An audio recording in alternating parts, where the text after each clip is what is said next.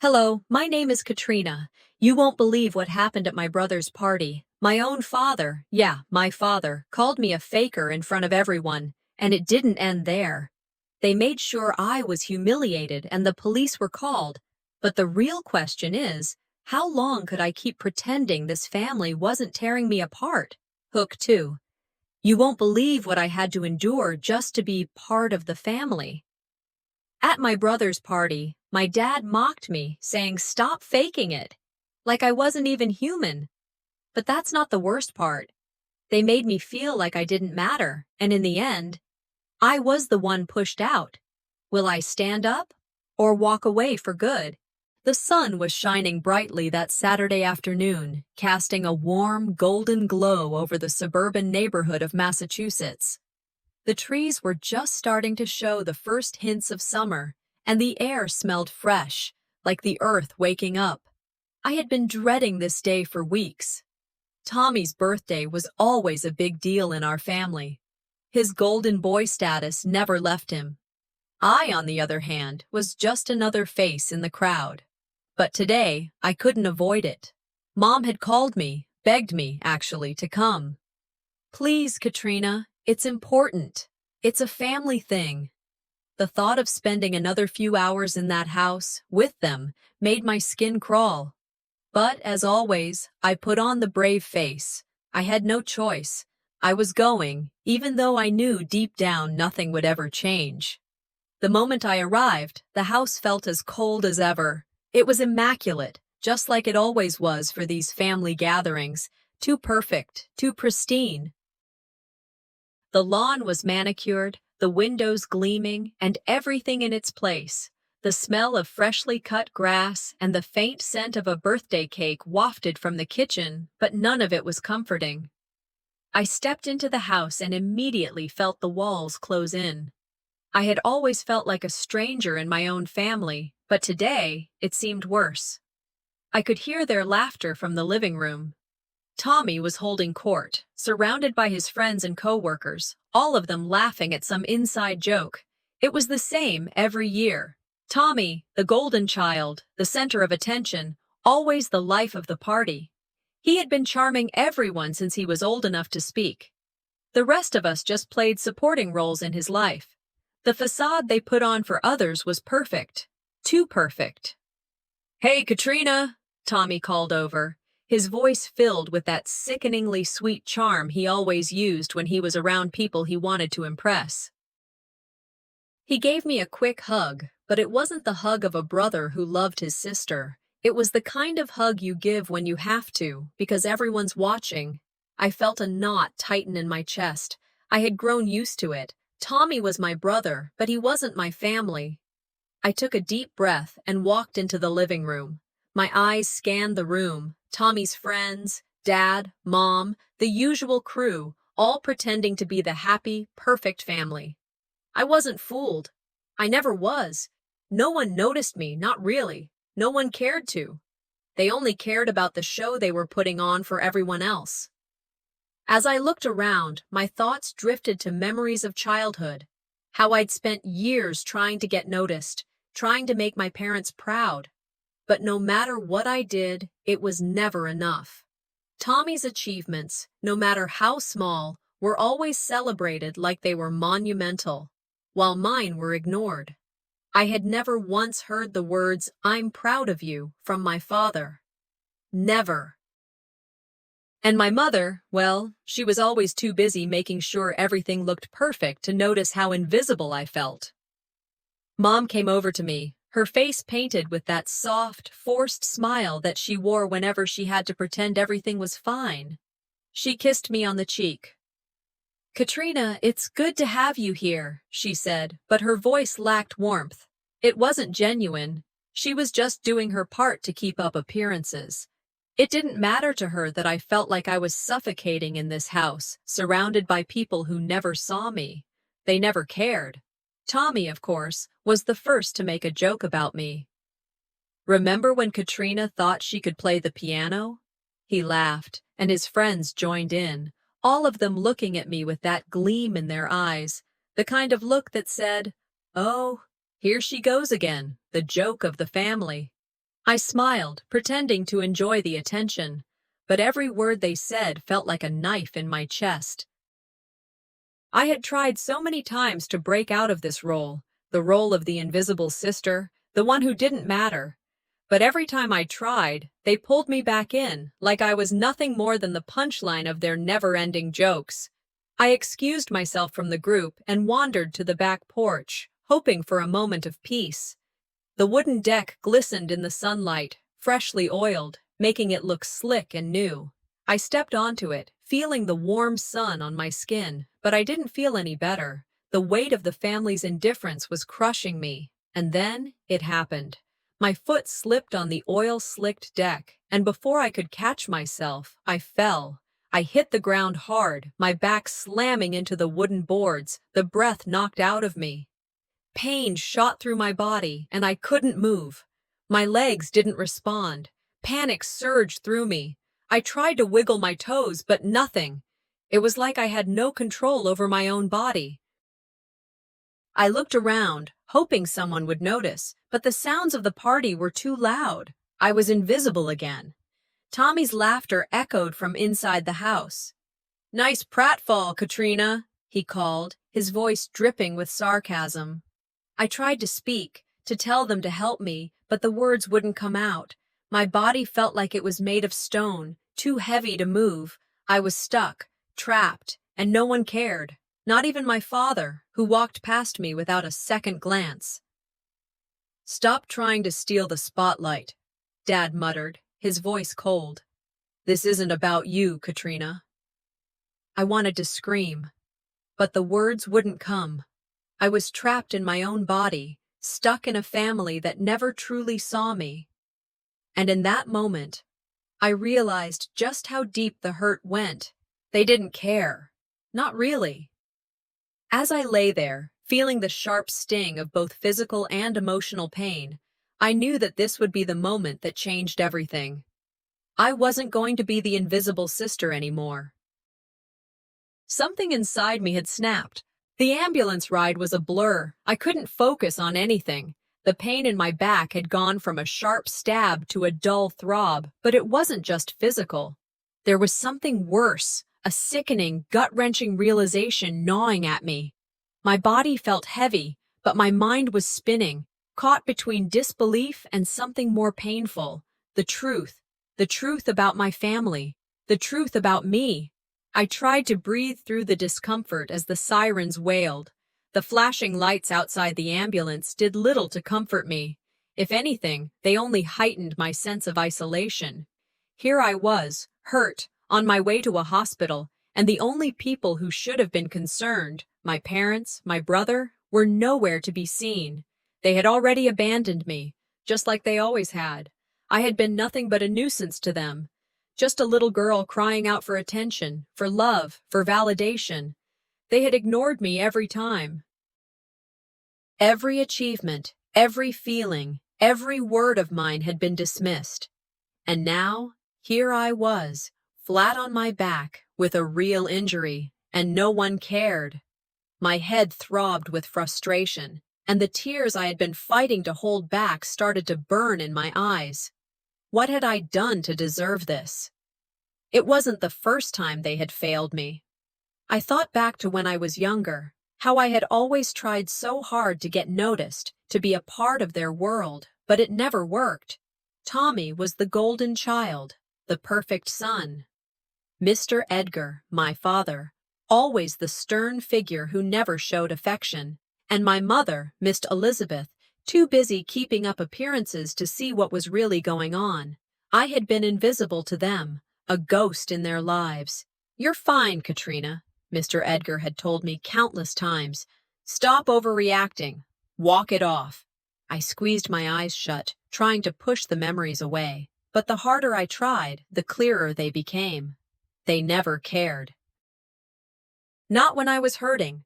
Not when I needed them most. I had been nothing but an inconvenience to them. And now, I was lying in the back of an ambulance, still invisible, still dismissed. As I lay there, staring at the ceiling of the ambulance, I could hear the paramedic's voice, faintly. "She's going to be fine." Just a lot of bruising. We'll take care of her. A lot of bruising. That was all they thought it was. A fall, an accident. To them, it was just another drama I was trying to stir up, another attempt to get attention. But they didn't know. They didn't understand. This wasn't just about the fall. This was about everything they had put me through my entire life. It was about the years of neglect, of not being seen, not being heard. When I arrived at the emergency room, the sterile smell hit me immediately. It was cold, clinical. I hated it. I hated everything about this place, but I hated the fact that I had to be here alone even more. No one from my family was with me. No comforting words, no hand to hold. I was alone. The nurses took me in, asking the usual questions, poking and prodding, but their faces held no real concern. They had seen cases like mine before, nothing too serious, nothing to get worked up over. I was just another number to them. As the doctor examined me, I lay there, unable to ignore the voices of the nurses talking to each other. "She seems so alone," one of them said, shaking her head. "It's like no one cares about her." It stung more than I wanted to admit. They didn't know the half of it. No one did. The truth was, no one had ever cared, not the way I needed. I had spent so many years trying to earn my place, trying to make them proud, but every time they pushed me away. And now, here I was in a hospital bed, completely ignored by the people who were supposed to be there for me. My phone buzzed on the bedside table. I looked at the screen and my heart sank. It was a message from my mother. "Please, Katrina, you shouldn't have caused such a scene at Tommy's party. It's just a small fall. Don't make it bigger than it is." I stared at the screen, my hands shaking. It was just like her. Always worried about appearances, never about me. I was supposed to be grateful that she was even acknowledging my injury. But I couldn't bring myself to respond. What was the point? She didn't care. None of them did. A few minutes later, my phone rang again. It was Dad. "How's everything?" His voice sounded casual, almost dismissive. "Is it serious? We need to keep the focus on Tommy's celebration. Don't exaggerate, Katrina. Accidents happen, you know?" I felt my stomach drop. How could he say that? How could he say it so casually, as if my pain didn't matter? As if I didn't matter? I had spent my whole life trying to live up to his expectations, trying to make him proud. And now, when I was hurting more than ever, all he could do was tell me to be strong and stop exaggerating. It was a slap in the face, one I wasn't sure I could recover from. I was starting to get it now. They didn't care about me. They never had, and they never would. As I lay there, my body aching and my emotions raw, I realized something that I should have seen years ago. My family wasn't capable of loving me. They were never going to change.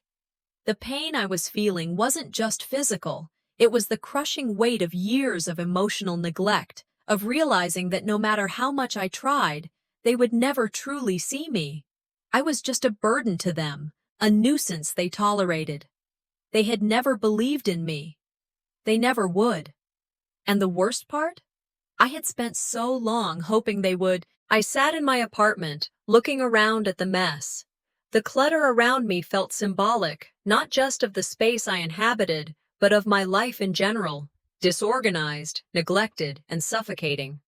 My body still ached from the fall, but the emotional pain was so much worse. Every bruise, every ache was a reminder of how I had let myself be overlooked for years. I had been hurt, ignored, and yet I kept trying. I kept forgiving, hoping for something that never came. But that was over now. The past week had been a blur. I spent most of it recovering, both physically and mentally.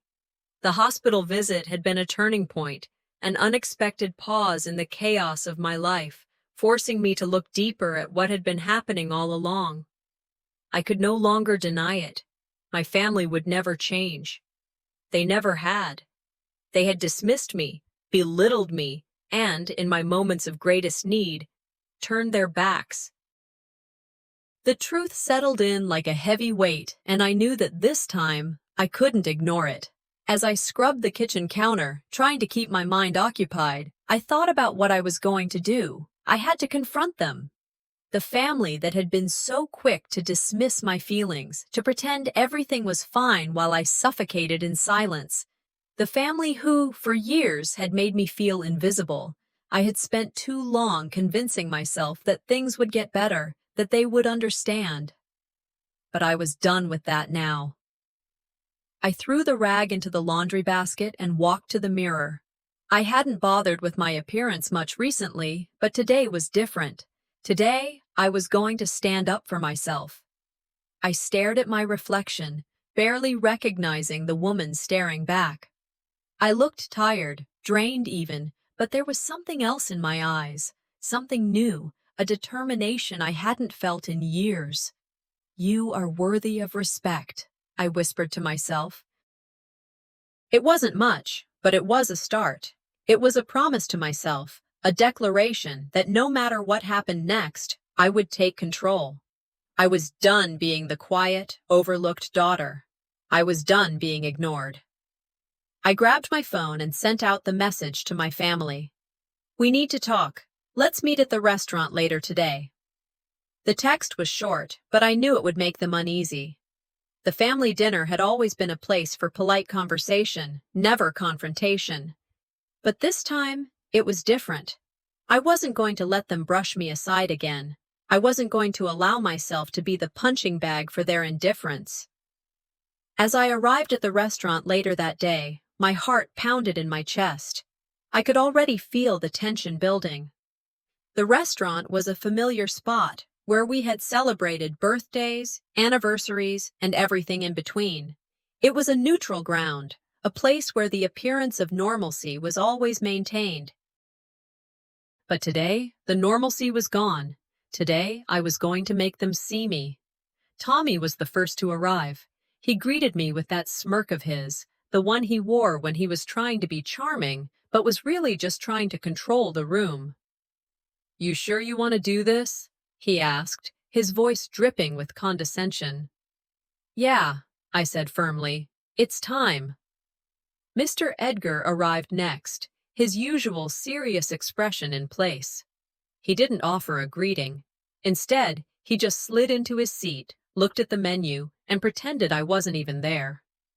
Miss Elizabeth came in last, as always, with her placid expression and hesitant steps. She gave me a brief nod, but nothing more. She never seemed to know how to make a decision or take a stand. She was just there. We sat down to eat, but the conversation was awkward, stilted. No one made eye contact for long. It was as if everyone knew what was coming, and no one wanted to deal with it. I didn't waste any time. "I need to talk to all of you about something," I said, my voice steady. "Something that's been bothering me for years. Something that's been hurting me for years." They all looked at me, Tommy rolling his eyes, Mr. Edgar raising an eyebrow, and Ms. Elizabeth glancing nervously between the two of us. "I'm tired of being ignored," I continued. "I'm tired of being dismissed. Every time I'm hurt, every time I try to express myself, you all act like I'm overreacting. You never take me seriously. You've never cared about what I've been going through, and I can't keep pretending like it's okay." There was a long silence. No one spoke. Tommy shifted uncomfortably in his seat. Mr. Edgar cleared his throat, and Miss Elizabeth kept her eyes on her plate. "You're being dramatic," Tommy said, finally breaking the silence. "You're making a big deal out of nothing, as usual. Can we just enjoy dinner?" "No," I said firmly, my voice rising. "This isn't nothing. This is my life. My pain. And I'm done letting you treat me like it's nothing." I could feel my chest tightening with emotion, but I wasn't going to let it break me. I was standing up for myself, finally. You all have treated me like a burden for as long as I can remember. I've been ignored, belittled, and made to feel like I don't matter. Well, I do matter. And I'm not going to let you brush me aside anymore. Mr. Edgar scoffed. This is ridiculous. You're being overdramatic, Katrina. This whole thing is just a mess you're creating in your head. You don't get it, I said, my voice sharp. You've never gotten it, and I'm done waiting for you to get it. Tommy let out a frustrated sigh, slamming his fist on the table. Why are you doing this now? Why are you making a scene? It's embarrassing. But I didn't flinch. I was done hiding, done shrinking. Because I'm tired of living in the shadow of your perfect little life. I've had enough. I'm taking control now, whether you like it or not. For the first time in my life, I saw them for what they truly were, dismissive, uncaring, and selfish. But I also saw myself, standing up for what I needed, for what I deserved. The silence stretched out, and the weight of my words hung in the air. I stood up, my heart pounding in my chest. I'm done here. I'm done being a doormat, and I'm done waiting for your approval. As I turned and walked out of the restaurant, I felt a sense of relief flood through me. The world hadn't changed. My family hadn't changed. But I had. And that, for the first time, felt like enough. It's been days since the confrontation, but the sting of what happened lingers in the corners of my mind, like the residue of a storm that refuses to pass. I'm alone in my apartment, still processing, still trying to make sense of everything. I'm proud of what I did, standing up for myself, finally calling out the people who have treated me like I'm invisible. But as much as it feels like a victory, there's this heavy ache that sits in the pit of my stomach. The family I grew up with, the people who were supposed to be my support system, have been so distant, so cold. I can't help but wonder if I've just destroyed any chance at ever having that family bond again. I spend the morning cleaning my apartment, though it feels more like I'm trying to clean my soul than the actual space. There's so much that needs to be cleared, both the clutter in my physical world and the mess that has been my relationship with my family. Every item I put away, every surface I wipe, feels like a small step toward reclaiming my life. But in the quiet moments, my mind drifts back to what I said at the restaurant. Did I go too far? Was I too harsh? Or was it the truth that had been buried so deep for so long that it had to come out in a way that shocked everyone, including me? The phone rings, interrupting my thoughts. I see it's my mother's number, and for a split second, I think about letting it go to voicemail. I don't want to hear her excuses, don't want to hear her passive-aggressive words that never quite hit the mark. But I pick it up anyway. Hello? My voice is flat, like I've already made up my mind about what she's going to say. It's your father, she says, her voice trembling slightly like she's walking on eggshells. He's been distant, Katrina. I don't know what's going on, but he hasn't been the same since the dinner. She pauses, and I can feel the hesitation in her words. I don't want this to break us apart. I can hear the quiet desperation in her voice. The part of me that wants to be a good daughter, that wants to salvage something from the wreckage, stirs. But another part of me, the part that's been bruised and overlooked for too long, pulls back. You're not the one who made things this way, I say, the words coming out sharper than I intended. You never took a stand for me, Mom. You just let him do whatever he wanted, and I was left picking up the pieces. There's a long silence on the other end. I can almost hear her weighing her words, her own guilt heavy in the air. Finally, she speaks again, this time in a softer tone. I don't know what to say anymore, Katrina. I hang up before I can hear anything else. The phone slips from my hand, and I stare at the empty space around me. I need to see my brother.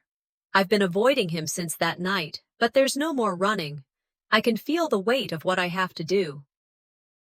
He's my brother, but he's also the one who's been the cruelest, the one who's played the perfect child in the eyes of our parents, while I was left behind, always second best, always the one who had to keep quiet.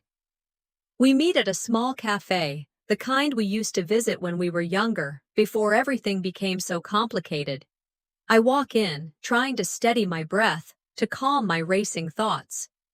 Tommy's sitting at a table near the window, his usual smug grin in place. He stands when he sees me, but there's no warmth in his eyes. Just that same tired look, as if I'm a nuisance. "Hey," he says, sitting back down. "Didn't think you'd actually show up." "I needed to," I reply, sitting across from him. My voice is steady, but I feel the tension building in my chest. "I need to talk to you about what happened." He scoffs. "What happened? You made a scene at the restaurant, and now you want to talk about it? Are you kidding me?" I take a deep breath. "I'm not kidding. I'm tired of being treated like I'm invisible, like my feelings don't matter. It's time you understood that." His face hardens, his jaw tightening. "You're always looking for problems, Katrina. Everything's always such a big deal with you." "No, Tommy," I say, leaning in, my voice calm but firm. "You don't get it. Everything I've ever said or done has been dismissed. Every time I've needed someone, I've been told to just get over it. Well, I'm done with that." He leans back in his chair, shaking his head. "This is ridiculous. You're making everything worse. All this drama is ruining the family." I hold his gaze, unflinching. "Maybe the problem is the family, Tommy. Maybe it's not just me. Maybe you're the one who's always been too blind to see what's really going on." He stands up abruptly, knocking his chair back. "I don't have time for this. You're not going to get me to feel sorry for you. Maybe we're better off without you." He spits, the words slicing through the air. I don't flinch. I don't react. I just watch him storm out of the cafe, leaving me there, alone once again. His words don't sting as much as they used to. They don't hold power over me anymore. In fact, they only fuel my resolve. I'm not going to let him or anyone else control my life anymore. As I walk back to my apartment, I feel a strange sense of clarity. This isn't about them. This is about me. It always has been. I've spent too much time letting them dictate how I feel, how I live, but not anymore. I open the door to my apartment and sit down at the small table. The letter from Lily, my old friend, is still in my bag. I pull it out and read it again. Her words are like a balm to my soul, a reminder that there's more to life than this constant cycle of pain and neglect. Lily wrote about her own struggles with her family, her own battles with feeling unseen and unheard, but she also wrote about how she found strength in herself, how she finally realized that her worth wasn't tied to their approval. I close my eyes and feel the weight of those words sink in. I don't need their approval. I never did. I can't keep sacrificing my happiness for people who don't care about me. I need to keep moving forward, even if that means doing it alone. The next morning, just as I'm finishing breakfast, the doorbell rings. I'm not surprised when I open the door to find my father standing there, his face a mixture of confusion and regret. "I don't understand what happened, Katrina," he says quietly. "But I want to. I want to try." I let him in. We sit at the kitchen table, the air thick with unspoken words. "I don't need your approval, Dad," I say, my voice steady. "But I need respect. I need to know that you see me, that you hear me. I can't keep pretending like everything's okay when it's not." He's quiet for a moment, then he looks at me, really looks at me. "I've never known how to show you that. I've always been afraid of losing you, but I didn't know how to communicate it."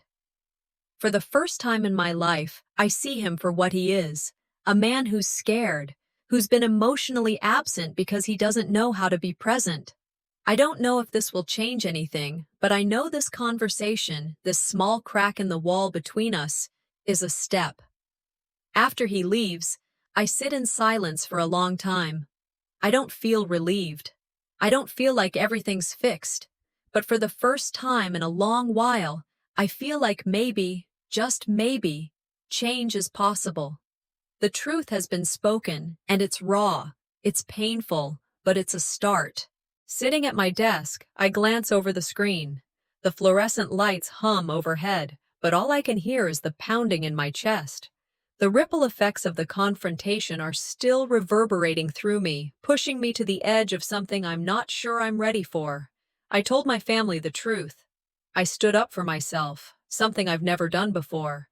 And while I feel a strange sense of relief, there's a dark shadow hanging over me now. My family will never be the same, and in a way, neither will I. The others in the office notice the shift in me. I can feel their eyes on me as I move through the day, trying to keep a composed front. But I know they see it, the distance in my eyes, the way I've become more withdrawn. Nobody says anything. They've learned to stay out of my way. I can't hide this feeling anymore. I feel like I'm walking through a fog, and every step feels heavier than the last. The ping of my email distracts me from the thoughts swirling in my mind. I click open the message, and my stomach drops. It's from my boss, a professional reprimand about my recent performance. Her words are careful, polite, but there's no mistaking the sharp edge of criticism. Katrina, I've noticed a decline in the quality of your work. I understand personal matters can affect professional life, but we need to maintain our standards. Please address this as soon as possible. The words sting more than they should. It's a subtle reminder that my personal life, the mess with my family, is spilling into every aspect of my existence. I feel the weight of it pressing down on me, the frustration building. I don't react immediately. I close the email and stare at the screen, letting the anger bubble up. But I know better than to lash out. I've been carrying this weight for too long, and now it seems to be everywhere I go. Later that afternoon, my phone vibrates with a new message from my mother. I can already feel the tension before I even open it. Her words are short, clipped, and cold. Katrina, I don't know what you expect me to do. Your father's been upset since the dinner, and I just don't think you're being fair. I didn't want things to get this bad. My breath catches in my throat as I read it. Part of me wants to respond, to scream at her for never taking my side, for always siding with my father. But I know that won't get me anywhere. Still, the guilt starts to claw at me, the familiar pull of wanting to make things right, wanting to go back to how it was, even if that meant continuing to suffer in silence. I set my phone down and take a deep breath, trying to steady my racing heart. This is what it costs to stand up for yourself. The weight of betrayal, the fear of losing everything. But I've been losing myself for so long. Isn't it worth the price? I leave the office early, unable to focus any longer. I walk the streets aimlessly, my thoughts tangled and frayed. But then something catches my eye. A familiar face, David, my ex-fiancé. He's sitting alone in a coffee shop, sipping a latte, and before I can stop myself, I find myself walking over to him. Katrina, he says, his face softening. Hey, how have you been? I've been better, I reply, forcing a smile.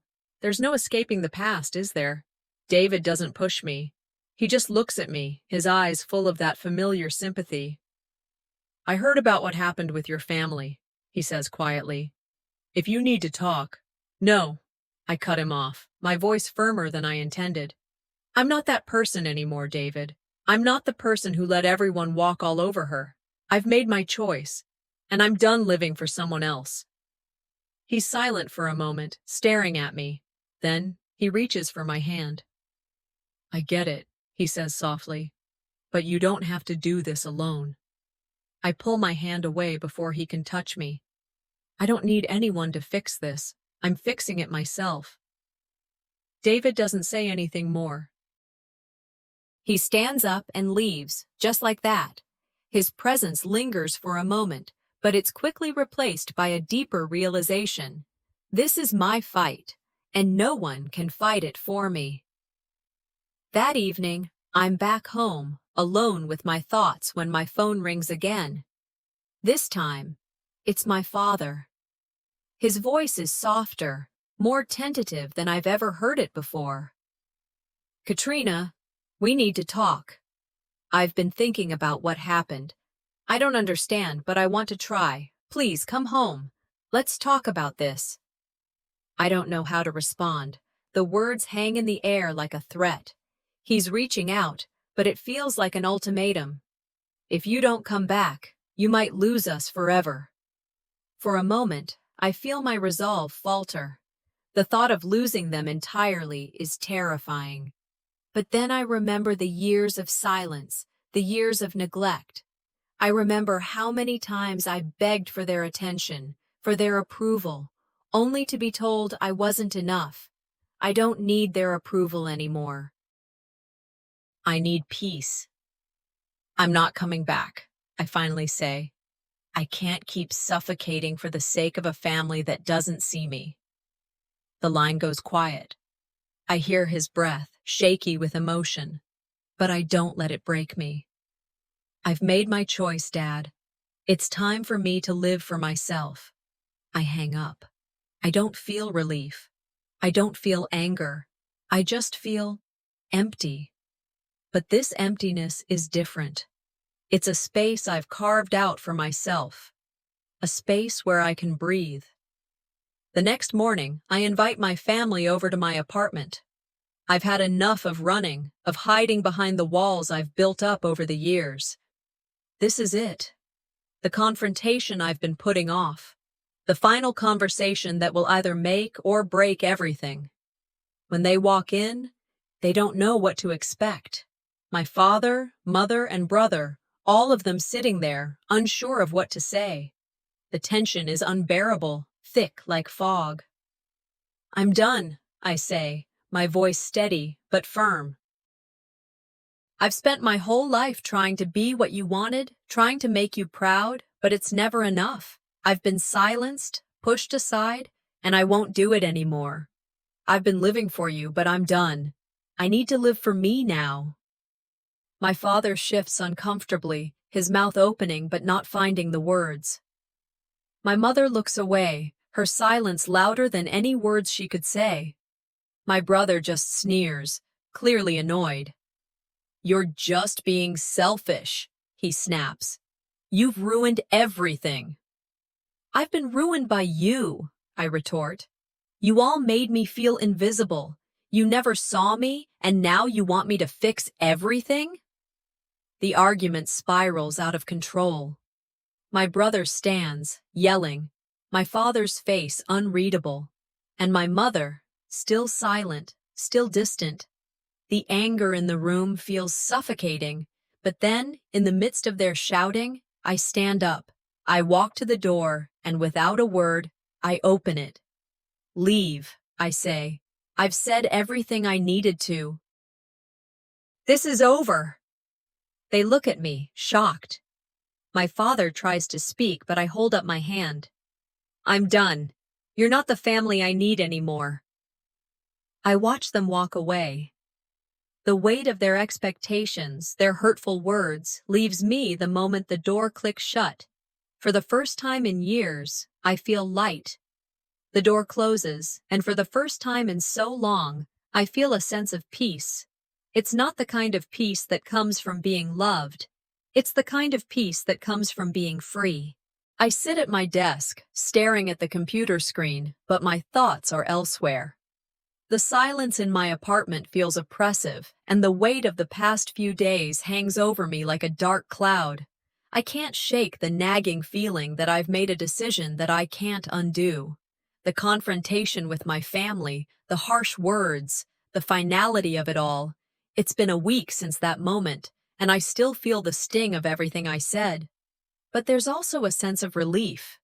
For the first time in years, I can breathe.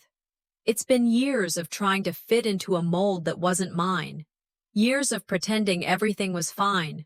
Of suffocating my own needs to make my family happy. Now, standing at this crossroads, I can finally say I'm done. But even in my resolve, there's a quiet voice whispering doubts. Questions I'm not ready to answer. The pressure from my family is mounting. My father, once a domineering figure in my life, has stopped calling. His silence speaks volumes, a reflection of his inability to accept the change. My mother's silence is the worst kind of punishment, her passive-aggressive demeanor more cutting than anything she could say. And then there's my brother. The resentment in his eyes, the anger in his words, is a constant reminder that I've chosen a path that has cost me more than I ever expected. At work, the tension is starting to seep into my professional life as well. I get called into my boss's office, a place I've sat in too many times, but this time there's an edge to her tone that I've never heard before. "Katrina," she begins, her voice calm but firm. "We need to talk about your performance. Your personal issues are affecting your work, and it's becoming difficult to ignore." The words sting. I knew this was coming. I've been distracted, my mind elsewhere, and my work has suffered for it. But it's more than that. It's the realization that the rebellion I've chosen has consequences that stretch beyond my family. I fought so hard to gain control over my life, to stand up for myself. But now I'm staring at the possibility of losing everything I've worked for. My independence, my career, it's all hanging in the balance. "I understand," I say, trying to keep my voice steady. "I'll do better." But deep down, I wonder if I've already gone too far to turn back. That night, as I'm trying to unwind, my phone buzzes. It's an unexpected message from my father, and I freeze when I read it.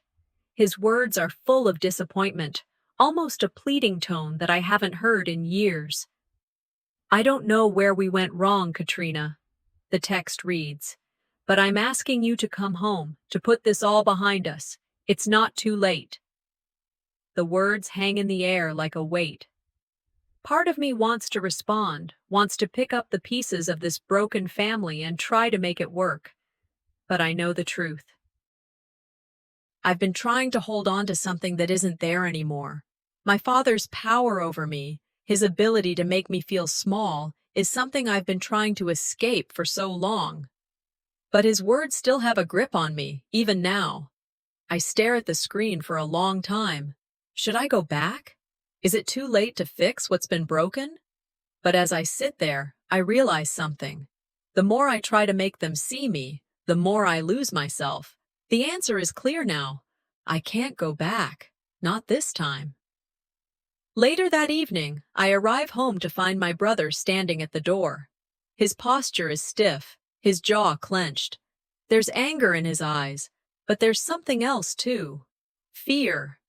He's come to confront me about the fallout from our last conversation. "You really think you've fixed everything, don't you?" he spits. "You've ruined us. You've torn this family apart. And for what?" His words hit harder than I expect. I stand my ground, refusing to let him bait me into an argument. But inside, I can feel my emotions threatening to boil over. I've been trying to keep it together, to stay calm, but the anger is growing. "I'm not the one who's ruined this family," I say, my voice steady. "You all treated me like I didn't matter. I had to fight for myself because no one else would." "You're selfish," he retorts, stepping closer. "You don't even realize what you've done. You think you've won, but you've lost everything." His words sting more than I want to admit, but I don't let them break me. I can feel my resolve hardening. He's angry, but beneath that anger, I see the fear of losing me. And that's what makes this conversation feel even more suffocating. I've become the enemy, the one who broke the mold, and it's a price I'm willing to pay. I step outside for a walk after the confrontation, hoping to clear my head. My mind is swirling, but as I walk, I spot someone I didn't expect to see. It's Lily, an old friend from my past. She looks the same, but there's something different in her eyes, something more knowing. Katrina? She says softly, her voice a mixture of surprise and understanding. It's been a long time. We stand there for a moment, both unsure of what to say, but then she speaks again. I heard about what happened, she says, her tone gentle. I don't know everything, but I know you, the old Katrina.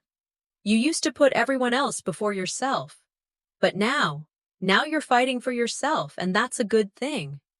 Her words hit me like a wave. I've been so focused on the battle with my family, so determined to be seen, that I lost sight of who I was becoming. I've changed, and I'm still changing. You're right, I say, the words feeling like they've been waiting to be spoken. I've spent so long trying to fit into their mold. I forgot what it meant to just be me. Lily smiles, but there's a sadness in her eyes. You can't keep living for them. You've got to live for you. When I get home, my phone rings again. It's my mother. Her voice is cold, detached, almost businesslike. I think you've gone too far this time, she says. You need to reconsider. For the sake of the family, please come back. The words hit me like a slap. I've heard this before.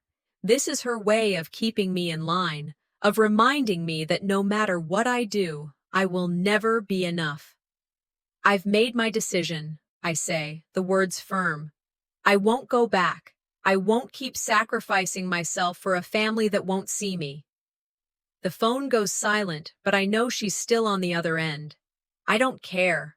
I'm not going to let her manipulate me anymore. The next day, I decide to face it all head on. I invite my family over for one final confrontation. I know it won't be easy, but I can't keep running from the truth. This time, I'm not backing down. When they arrive, the tension is palpable. My father, mother, and brother all stand there, silent, waiting for me to speak. I take a deep breath and let it all out. I've had enough, I say, my voice steady but filled with emotion. I've spent my life trying to make you see me, but you never did. You've treated me like I was nothing, and I'm done. I'm done trying to fit into your mold. I'm done being the person you want me to be. My father looks at me with cold eyes, and my brother sneers.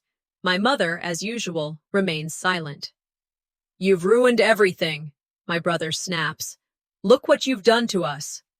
No, I reply, my voice growing stronger. I've done nothing but fight for what's mine, and I'm not going to apologize for it anymore. I stand my ground, despite the words they throw at me, despite the anger in their eyes. I'm done explaining myself. In a final act of liberation, I stand up and walk to the door. Leave, I say, my voice calm but final. I've said everything I need to say. I watch them leave, and for the first time, I feel the weight of the past lift off my shoulders. The finality is overwhelming, but it's also freeing. I stand alone in my apartment, staring at the door as it closes behind them. For the first time in years, I feel a sense of peace. The weight of their expectations is gone, and I'm free to move on. But there's something else, too. A quiet sadness. What will the future hold?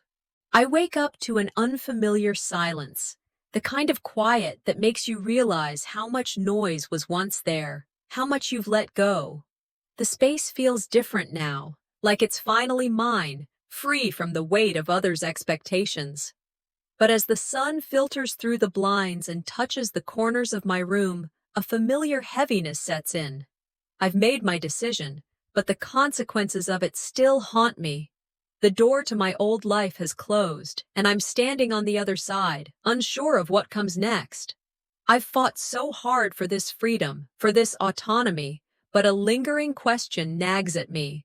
Was it worth it? Was I right to sever ties with the people who are supposed to love me unconditionally? The guilt creeps in, but I push it away, reminding myself that this was my choice. I deserve to live for me, for once. But there's a difference between knowing something is right and accepting the weight of it. And right now, the weight feels almost unbearable.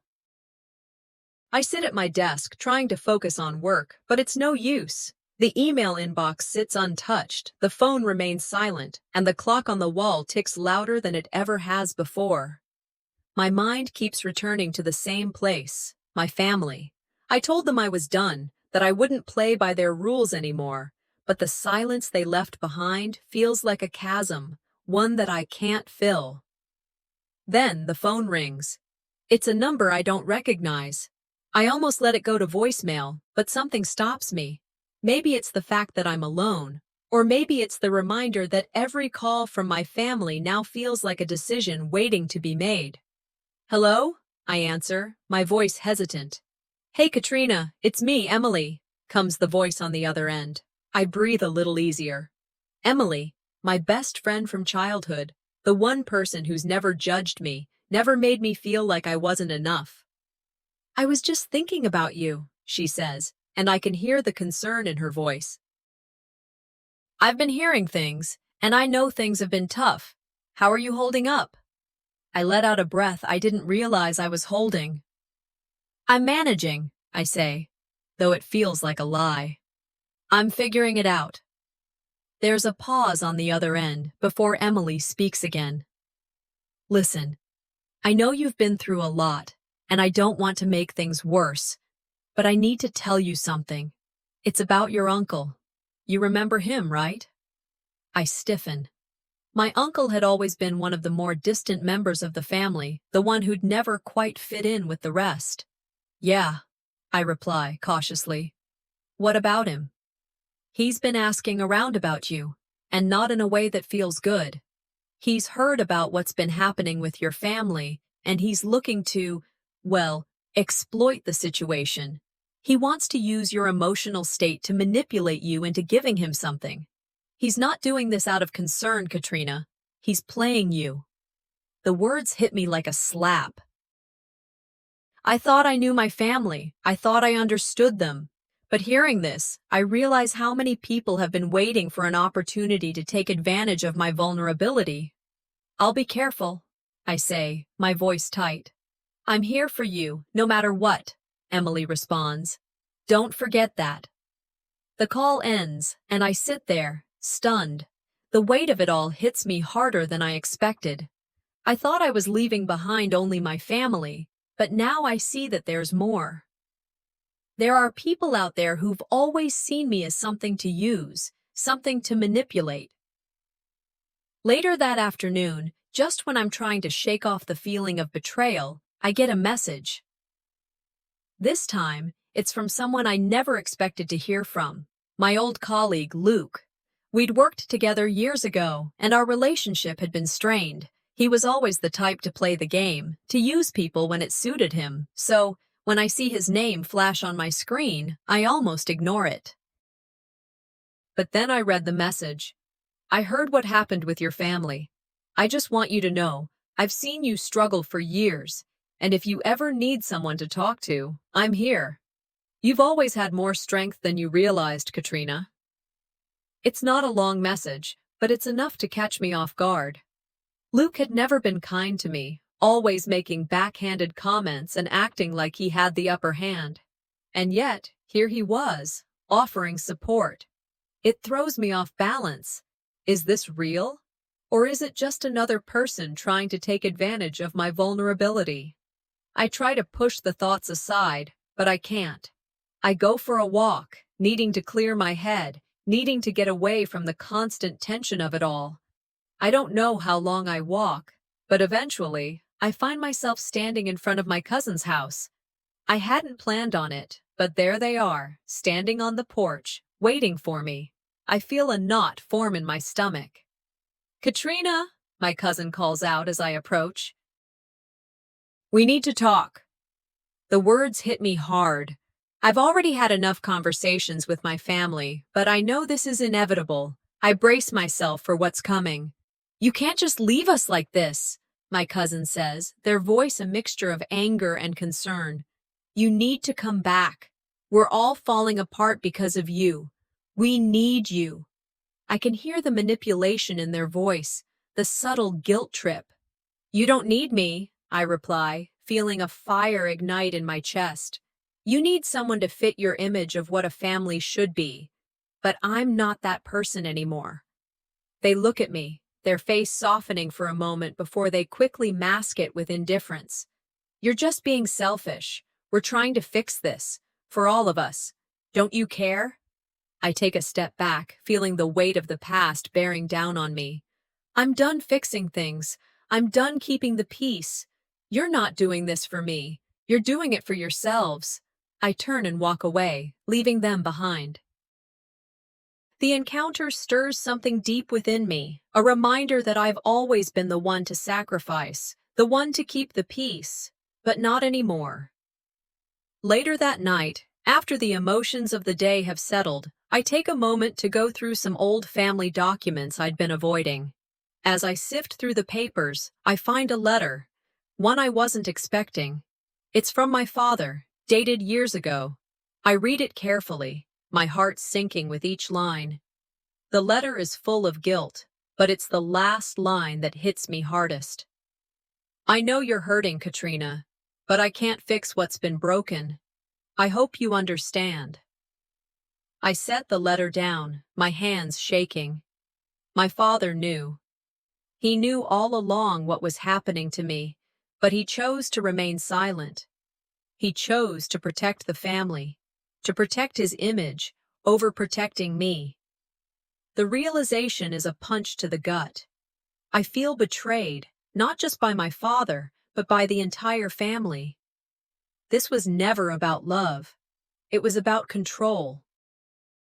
I stand in front of the mirror that night, staring at my reflection. I'm at a crossroads. My family is offering me one last chance to return, to reconcile. But I know the truth now. The price of this reconciliation is my soul. I can't go back. The phone rings. It's my mother. I take a deep breath before answering. Katrina, please, come back. We're willing to make things right. I cut her off.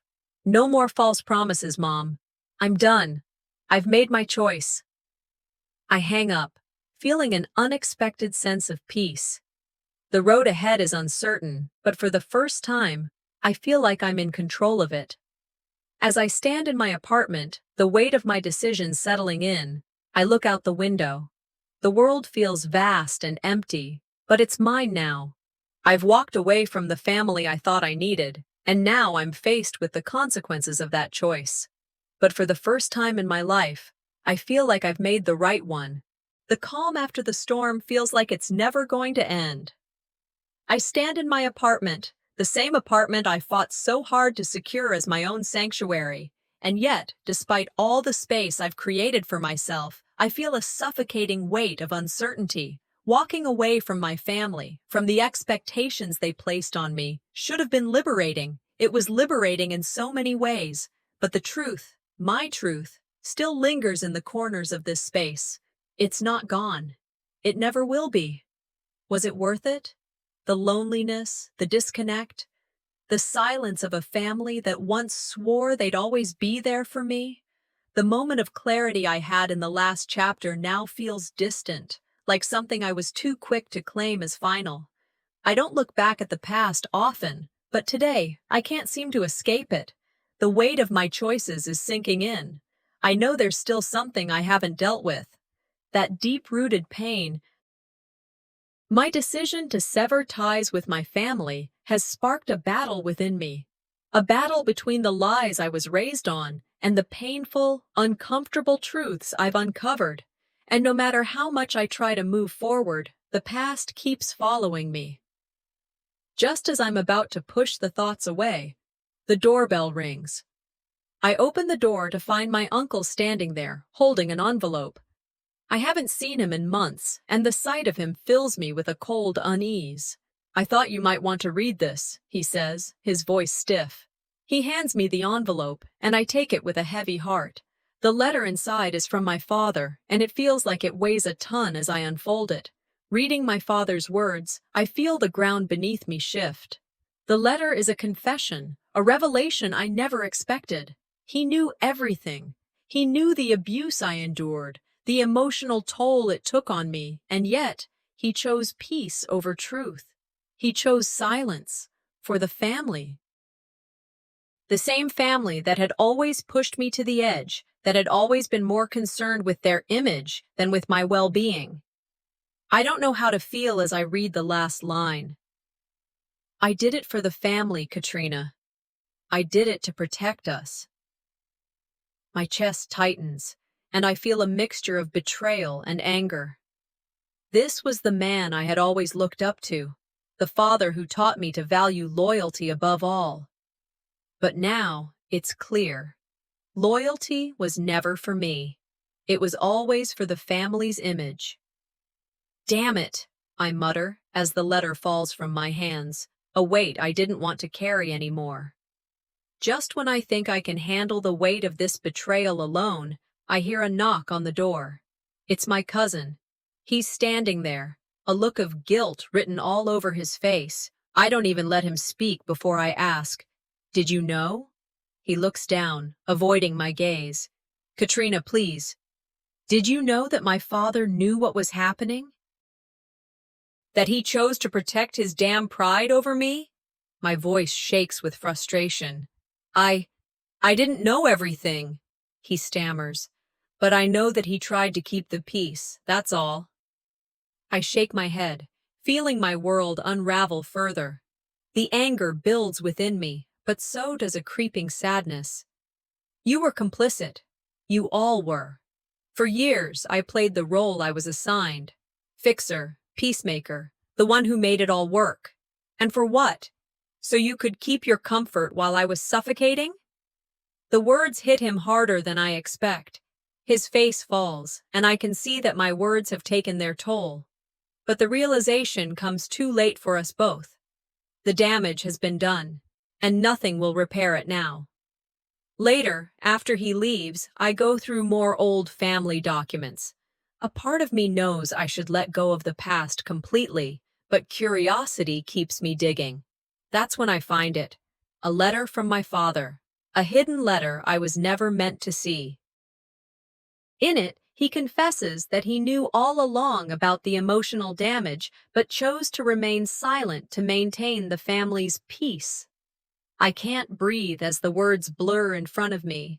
The man who was supposed to protect me, the one who raised me, knew about the hell I lived through and did nothing. It feels like a knife to the chest, and the sharpness of the pain makes my stomach turn. How could I have been so blind for so long? Was my entire existence just a pawn in their game? I want to scream, to throw the letter across the room, but instead, I sit down. The tears come then, heavy and full of all the years I had to suppress my true feelings, all the years I had to fight to be seen. But now, for the first time, I see the truth. It was never about love. It was about control. That night, I receive another message, this time from my childhood friend, Emily. She's been through similar struggles with her family and knows the pain of living in a world of lies. Her message hits me hard. "Katrina, I know you felt alone in this, but I want you to understand, you're not the only one. So many people have been caught up in this toxic cycle, and now they're finding their own paths to healing. You're not alone. Don't let the guilt consume you." Her words are a reminder that I'm not the only one affected. It's not just me against the world. There are others out there who understand the struggle. I realized something in that moment. It wasn't just my family that hurt me. It was the network of people who stood by and allowed it to happen. The toxicity was deep, and for the first time, I felt the support I needed from the people who truly cared about me. The next day, I make the hardest decision of my life. I've been avoiding it for too long. It's time to confront my father. I can't run from the truth any longer. I call him. The conversation is short, but it cuts deep. I tell him everything I've been holding in for years. I tell him that I'm done. I'm done being manipulated. I'm done being silenced. I demand an apology, one that I know he won't give me. When the silence falls, I know there's no turning back. He tries to defend his actions, but I won't let him. No more excuses, Dad, I say firmly. You don't get to control this anymore. The family, desperate to pull me back, organizes a family reunion, painting a picture of unity and reconciliation. But I see through the facade. I've learned too much to fall for this game again. They don't want to heal. They want control. I walk away from the reunion before it even begins. The lies they've fed me for years no longer have a hold on me. As I leave, I see my father, broken and vulnerable, for the first time. He has a public breakdown, admitting to everything. It's raw, it's real, and it shakes me. I never expected this moment of honesty, but as I watch him crumble, something shifts inside of me. I don't know if I'll ever forgive him. But I do know one thing: forgiveness isn't about him. It's about me. And I choose to release the grip he's had on me for so long. I walk away from everything, from my family, from the lies, from the pain. I stand at the edge of a new life, a life that feels terrifying and freeing all at once. The road ahead is unclear, but I'm ready. I've fought for this, and I'll keep fighting for myself. I'm standing here feeling a strange mix of emotions.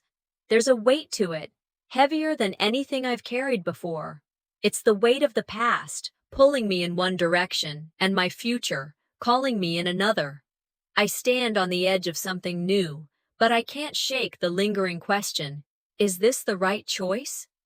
I've come this far, but now the road ahead feels uncertain, filled with unknowns.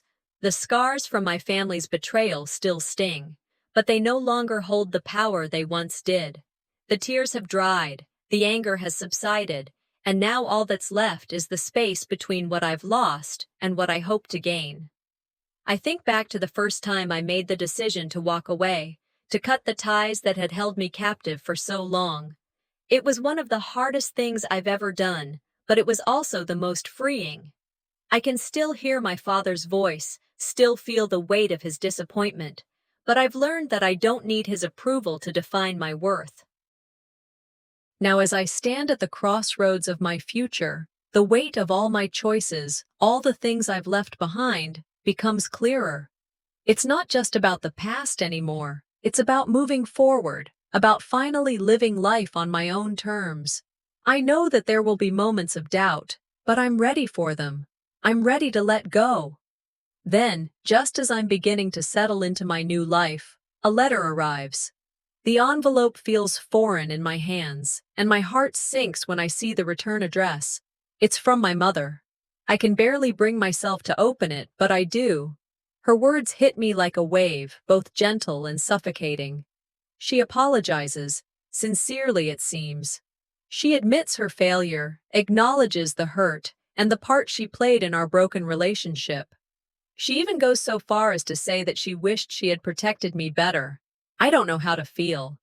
Part of me wants to scream at the hypocrisy of it all, to lash out at the years of silence, of absence. But another part of me, the part that still wants to believe in family, in love, feels something else, an invitation to heal. The letter doesn't excuse anything, but it does open the door to something I've been avoiding: closure. But do I want it? I close the letter and let it sit in my hands for a moment. Memories flood my mind. Memories of my mother's soft touch, of her presence when I was a child. There were moments when she was the only one who made me feel safe. But I also remember the years of her quiet complicity, the way she stood by while my father's control over me tightened. She never spoke up, never protected me in the way I needed. For a moment, the temptation to forgive is there. But then I remember. I remember the lies, the silence, the years of suppression. I remember how I was forced to play a role I never asked for, how I was never allowed to just be myself. And I realize, again, that forgiveness isn't for them. It's for me. It's for my peace. but I can't let her off the hook. Not this time. Not anymore. I fold the letter and place it in the drawer. I've made my decision. It's time to move on. Later that week, I reconnect with Emily, my childhood friend. She's been through her own share of struggles with family, and she knows exactly how I feel. Over coffee, we talk about the things we've been through, the betrayals, the heartbreak, the need to heal. Katrina, she says softly, sometimes the hardest part is realizing you don't need their approval anymore, that your happiness doesn't depend on them. Her words hit me hard. It's the truth I've been avoiding. I spent so many years trying to fix things, trying to get the love and support that I thought was my right. But in doing so, I lost sight of myself. Forgiveness isn't for them, she continues. It's for you. It's about letting go of the anger and the hurt so it doesn't hold you back anymore. The clarity I feel is overwhelming. This isn't just about forgiving my parents, it's about freeing myself, letting go of the past so I can finally breathe, so I can finally move forward. The next day, I start writing. I take out my journal and begin to put my thoughts on paper. I write about my journey, the pain, the betrayal, but also the strength I've found. I write about who I've become and who I still want to be. The words spill out, raw and real. It's cathartic. It's empowering. I'm writing my own story now. For the first time, I'm in control of the narrative. It feels liberating. A few weeks later, I make the decision to move, to leave this city behind and start fresh in a new place. I find a job, I secure an apartment, and I begin to build a life that's entirely my own. No expectations, no pressure. Just me, finally doing what I've always wanted to do. It's not easy, but it feels right. I'm no longer the person I was when I walked away from my family. I'm stronger now, and I know who I am. I'm no longer defined by their mistakes. But just as I begin to settle into my new life, my father reaches out. After months of silence, he calls. He wants to meet. He wants to apologize. I agree, though part of me dreads the conversation. I meet him at a cafe, and for the first time, he doesn't come across as the father I remember. He's not angry or controlling. He's broken. He admits his mistakes, acknowledges his failures as a father. He asks for forgiveness, not for me, but for his own peace of mind. I listen, but I'm not that girl anymore, the one who sought his approval. I don't need his apology to move forward. His words don't carry the weight they once did. They don't hurt anymore. But then he tells me something I wasn't expecting. He confesses that his fear of losing control was rooted in his own upbringing, that his inability to love freely was a result of generational trauma. For a moment, I feel something shift inside of me. The anger lessens, and the truth of his confession hits me. I don't forgive him, but I understand him. That understanding doesn't change the fact that I was hurt. It doesn't change the years of damage, but it brings clarity. It shows me that his actions were never about me. They were about his own pain, his own inability to love. I stand up from the table, and I walk away. I don't need him to heal. I'm healing on my own. As I leave, I realize that I'm free. I no longer need their approval, their love, or their validation. I've found my own. And with that, I finally close the door on the past.